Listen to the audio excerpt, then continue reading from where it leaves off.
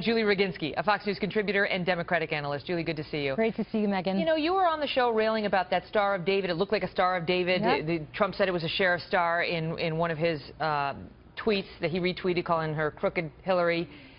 Do you see this as anti-Catholic bigotry by the Hillary camp? Well, I see it as Catholics discussing what they consider to be a reformation in their church. And by the way, Pew just came out with a poll a few weeks ago saying exactly the same thing, that the attitudes of American Catholics, this is not a value judgment by me.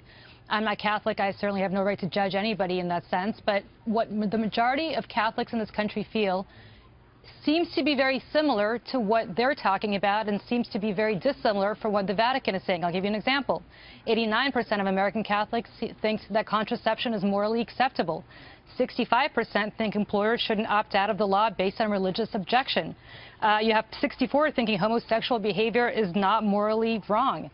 So if you look at those statistics, you look at the fact that the majority of American Catholics seem to agree with what Jen Palmieri and John Podesta seem to be saying in those emails. You're being very charitable in your description of the emails, which are very pejorative in their tone. Very. But they're pejorative, yes. I agree they're pejorative in their tone. I also agree that they're pejorative in their tone towards the hierarchy of the Catholic Church. Also towards a couple of Latinos.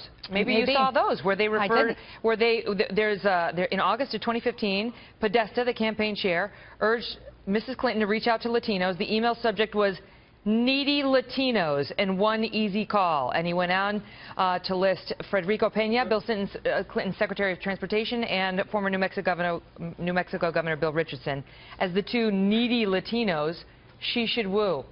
Well, I don't know what sense he meant it. Are they Latinos that necessarily wanted to reach out to her and weren't getting the respect? Characterization of the, they're just the dismissiveness. Now, you know, if you saw that in a Trump camp email, you'd be going nuts on them. I actually, Megan, I have to say this. On Latinos, I agree with you. On the Catholic thing, it's a little different. And the reason I took such offense at the Star of David tweet is because that's my faith. That's what I believe, and that's what I know. Yeah, but you gotta look out for all. I mean, if you defend one person of one religious belief and the attack on it, then you should be charitable toward all of them. I am charitable, as I said, towards the fact that it seems to me from polling, and again, not my personal view, but it seems to me from polling, the vast majority of American Catholics seem to agree with their view on where Catholicism should be. You know what, but I'm Catholic. I've lived as a Catholic my whole life, but I haven't heard my fellow Catholics speak so snidely about our faith other than in this email. Are they speaking snidely? They talk about it in a way that's hopeful, that's maybe somewhat regretful, but not with disdain about our church and our beliefs. I don't know that that was seen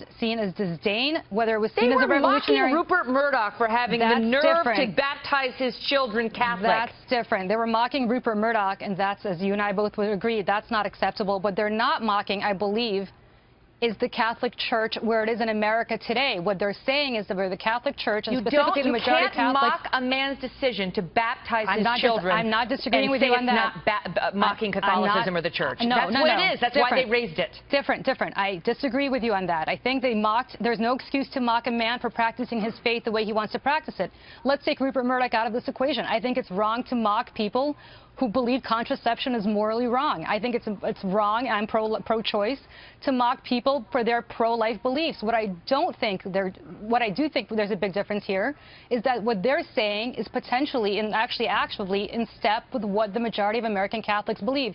The tone. You already made that point. We already discussed that. Now you're repeating yourself. But the point is that these people who want Trump out there apologizing for everything he did, and he's taken a lot of criticism for not doing that. God forbid, they said, they don't even have to send Hillary out there. Why don't you send your director of communications out there to just own what she said and apologize to the millions of American Catholic voters who you're trying to solicit votes from in this election? I'm stealing the last word. I got to go. See you later. Love you, mean it.